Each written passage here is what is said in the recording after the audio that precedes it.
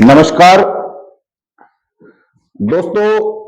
दिल्ली के जो स्वास्थ्य व्यवस्था है उसी पे चर्चा करने के लिए अभी जैसे भारतीय जनता पार्टी घोटाले घोटाले चिल्ला रहा है, मोहल्ला क्लिनिक के लिए नेशनल यूथ पार्टी ने 2018-2017 में एक पूरी दिल्ली में सर्वे करवाया था, आपकी समस्या आपके समाधान।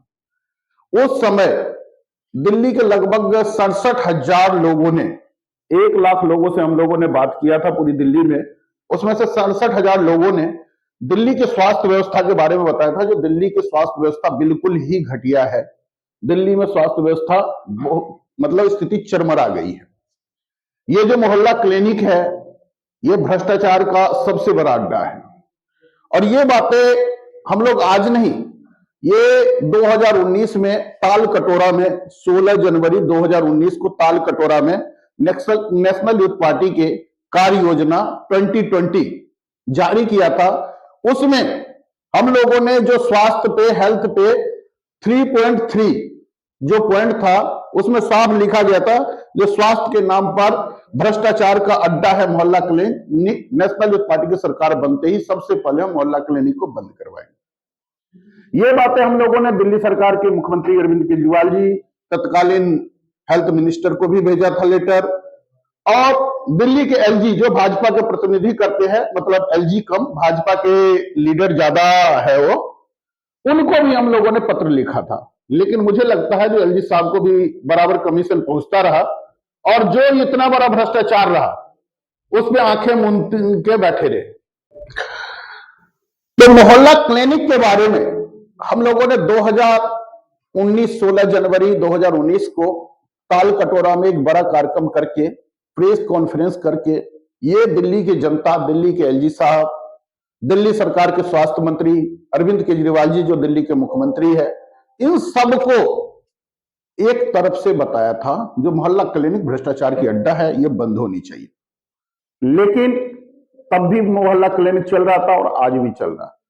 मोहल्ला क्लिनिक से दो ही काम हो रहा, एक तो सड़क के कॉर्नर पे बना के अरविंद केजरीवाल जी अपना चेहरा चमका रहे हैं, और दूसरा जो वहां पे बैठे हुए लोग हैं वो दलाली कर रहा, कमीशन कमा रहा, 3-3 घंटे में 500-500 पेशेंट दिख रहा। जांच में तरह तरह के जांच लिखा जाता है, जो तमाम प्राइवेट लैब है जहां भेजा जाता है, और वहां से कमीशन सेट है। कोई जांच होता है ना कुछ होता है, ना कोई पेशेंट ही वहां पे जाता है। दवाई के भी बड़ा भ्रष्टाचार है। नेशनल यूथ पार्टी ने 16 जनवरी 2019 को ही प्रेस कॉन्फ्रेंस करके दिल्ली की स्वास्थ्य व्यवस्था पे उंगली उठाया था और यह बताया था जो दिल्ली में अगर कोई भयंकर बीमारी आ गई तो बड़ा त्रासदी बनेगा। और आप लोगों ने, दिल्ली के लोगों ने मतलब ये त्रासदी देखा। दिल्ली में 4.5 लाख लोगों से ज्यादा कोरोना के समय में ऑक्सीजन और इलाज के बिना डेथ हुआ है। लोगों को अस्पताल नहीं मिल रहा था। जो भी लोग वीडियो देख रहे हैं अपने फोन में दिल्ली के लोगों का ए से लेकर जेड तक कोई भी नंबर उठाए और उस पर कॉल करेंगे तो पता चलेगा जो हर जगह ऐसा कोई व्यक्ति नहीं है जिसके जानकार रिश्तेदारों का डेथ नहीं हुआ इलाज और ऑक्सीजन के बिना। मतलब इतने नाकारा सरकार शायद मुझे लगता है पिछले 75 साल में कोई नहीं बना होगा जो अरविंद केजरीवाल जी की सरकार जितना नकारा है और भ्रष्टाचारी है।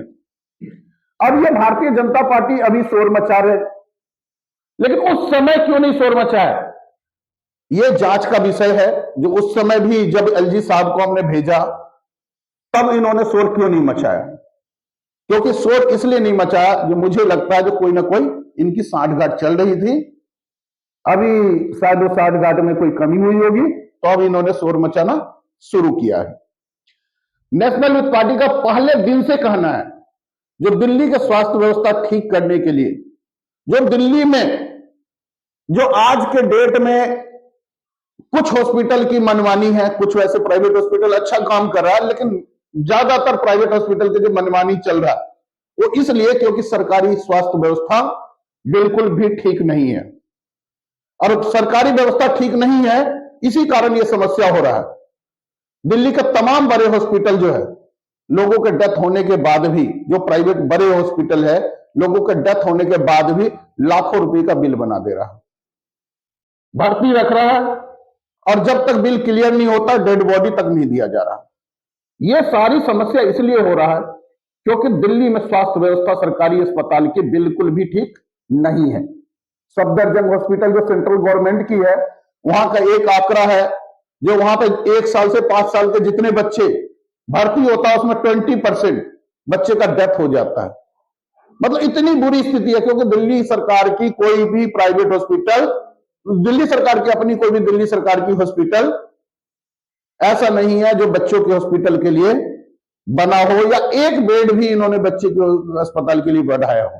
एक ये एलएनजीपी में बनवा भी रहे, जो इनका 2022 में बनना था 2024 आ गया, हॉस्पिटल अभी तक तैयार नहीं हुआ। जो टेंडर ले रखा कंपनी, उसका टेंडर बार बार बढ़ता जा रहा है और अमाउंट भी बढ़ता जा रहा है। मतलब उस पर जुर्माना लगना चाहिए, लेकिन उसके जुर्माना लगने के बजाय उसका पैसा बढ़ता जा रहा है। नेशनल यूथ पार्टी ने 16 जनवरी 2019 को ही घोषणा किया था दिल्ली की स्वास्थ्य व्यवस्था को ठीक करने के लिए जो छोटे छोटे हॉस्पिटल दिल्ली में ओपीडी सेंटर की जरूरत है, और दिल्ली में 150 जगहों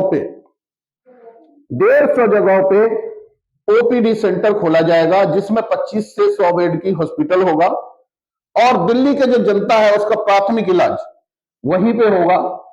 कोई मोहल्ला क्लिनिक नहीं होगा। मोहल्ला क्लिनिक हम पूरी तरह से बंद करेंगे, जिस कारण से, और जितने वर्तमान हॉस्पिटल है बड़े हॉस्पिटल, वो किसी न किसी बीमारी के लिए स्पेशलिस्ट होगा। अगर नीचे वाले जो ओपीडी सेंटर पे लोगों की बीमारी ठीक नहीं हुआ तो वहां पे उसी हॉस्पिटल में भेजा जाएगा जिस हॉस्पिटल में